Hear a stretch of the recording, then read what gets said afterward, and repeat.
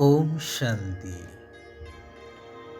नूतन दुनिया पाई नूतन दैवी संस्कार धारणा तथा लक्ष्य एवं लक्षण को समान करिवा पाई आजिर प्रभु चिंतनर आलोचना को मु समस्त को हृदयर सहित स्वागत जनाउछि।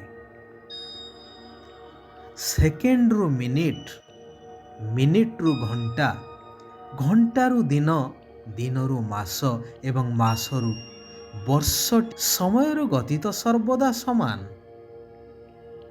हेले वर्तमानर व्यस्त बहुल दुनिया रे लागुछि जेपरि समय बेगरे गति करि चलिछि। बीती जाइथिबा दिन गुड़िक काली भली लागुछि। तेबे यह अनुभव हेबार एही सूचना देउछि कि वर्तमान समय प्राय अतिक्रांत। एही सृष्टि परिवर्तन होई नुआ सृष्टि स्थापना हो जिवो जेपरि आखि पिछुलाखे, अर्थात केउ मुहूर्तरे विश्वर महापरिवर्तन बा महाविनाश हो जाई पारे। तेणु प्रत्येक मुहूर्त को अंतिम मुहूर्त भावी सदा प्रस्तुत रहिबा आवश्यक। किंतु शास्त्र रे कहा जाइछि कि कलिजुग तो एबे छोट पिला, यार आयुष आहुरी 40,000 वर्ष पड़िछि।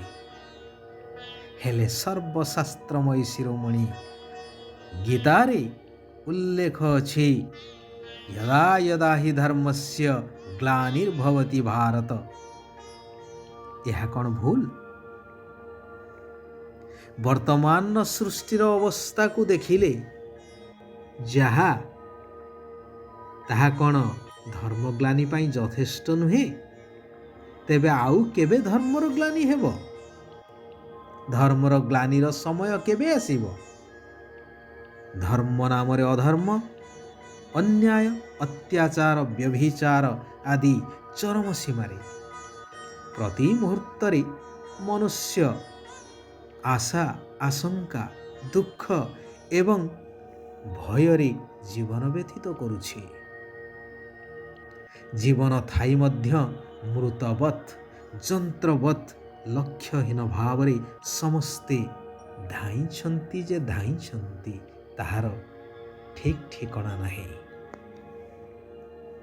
ना यार अंत अछि ना लक्ष्य स्थिर अछि।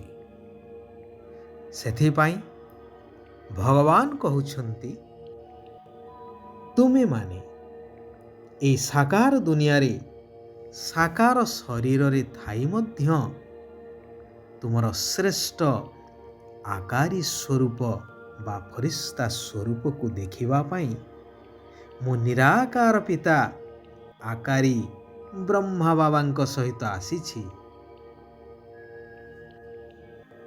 जेहेतु तुमे माने वर्तमान संगम जुगी श्रेष्ठ ब्राह्मण आत्मा, समस्तंक हृदय रे गोटिए संकल्प बा उमंग रहिछि कि आमे समस्ते बाबांक समान साकारीरु आकारी एवं आकारीरु निराकारी बाबांक समान हेबु। बाप दादा समस्तंकर एही लक्ष्य को तथा लक्षण को देखुछन्ति। अधिकांश पिलांकर लक्ष्य बहुत भल एवं दृढ़ अटे, किंतु लक्षण केबे दृढ़त केबे साधारण। तेबे बाबांक समान हेबा अर्थात लक्ष्य एवं लक्षण एक समान हेबा दरकार, समानता आसीबा दरकार। दुनिया रे आजी नुआ वर्ष पालन करुछन्ति। କେବଳ ଗୋଟିଏ ଦିନ ପାଇଁ ବା ମୌଜ ମନେଇବା ପାଇଁ କ୍ଷଣିକ। କିନ୍ତୁ ବାବା କହୁଛନ୍ତି ତୁମେ ସନ୍ତାନମାନେ ନୂଆ ବର୍ଷ, ନୂଆ ଯୁଗ ତଥା ନୂଆ ଜୀବନର ଖୁସି ପାଳନ କରୁଛ ବା ମନଉଛ। ସେଥିପାଇଁ ତ୍ରିମୂର୍ତ୍ତି ଶିବ ବାବା ମଧ୍ୟ ଉପହାର ସ୍ୱରୂପ ସ୍ୱର୍ଣ୍ଣିମ ଦୁନିଆ ଭେଟି ଦେଉଛନ୍ତି। ଏହିଭଳି ଉପହାର ଦୁନିଆରେ କେହି ମଧ୍ୟ ଦେଇପାରିବେ ନାହିଁ। ଏଠାରେ ଯିଏ ଯାହାକୁ ବି ଉପହାର ଦେଉଛନ୍ତି ତାହା ଅଳ୍ପ କାଳର କ୍ଷଣସ୍ଥାୟୀ ବିନାଶୀ ଉପହାର। ପରନ୍ତୁ ଅବିନାଶୀ ପିତାଙ୍କଠାରୁ ଏପରି ଅବିନାଶୀ ପ୍ରାପ୍ତ ମିଳୁଛି ଯାହାର ହିସାବ କଲେ ଲମ୍ବା ଲିଷ୍ଟ ହେବ। ତେବେ ସେଥିପାଇଁ କୁହାଯାଏ କି ଅପ୍ରାପ୍ତ କୌଣସି ବସ୍ତୁ ନାହିଁ ବ୍ରାହ୍ମଣମାନଙ୍କ ଖଜଣାରେ। ଅର୍ଥାତ୍ ଏହି ସଙ୍ଗମ ଯୁଗର ମହତ୍ତ୍ୱ ହେଉଛି ସର୍ବପ୍ରାପ୍ତି ସ୍ୱରୂପ। ବାବା ସେଥିପାଇଁ କହୁଛନ୍ତି ମୋର ସମସ୍ତ ସନ୍ତାନମାନେ ହେଉଛନ୍ତି ରାଜା ସନ୍ତାନ। ତେଣୁ ଏହି ସଙ୍ଗମ ଯୁଗ ବହୁତ ବହୁତ ଅମୂଲ୍ୟ ଅଟେ, ମହାନ ଅଟେ।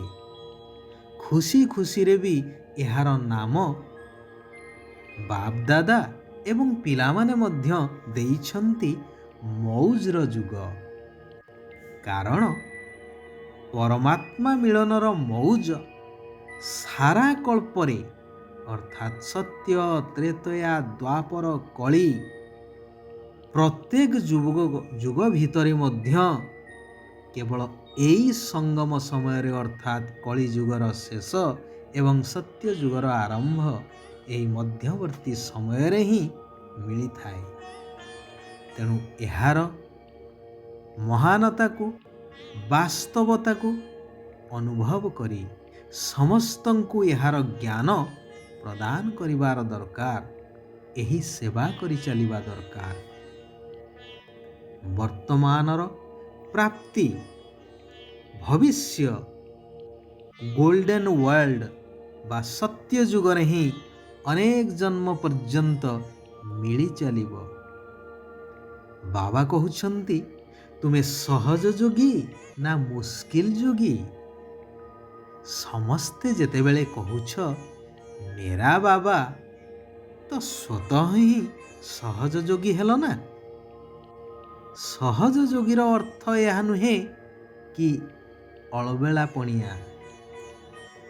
ସଙ୍ଗମ ଯୁଗର ସବୁଠୁ ବଡ଼ ଖଜଣା ହେଉଛି ଶ୍ରେଷ୍ଠ ସଂକଳ୍ପର।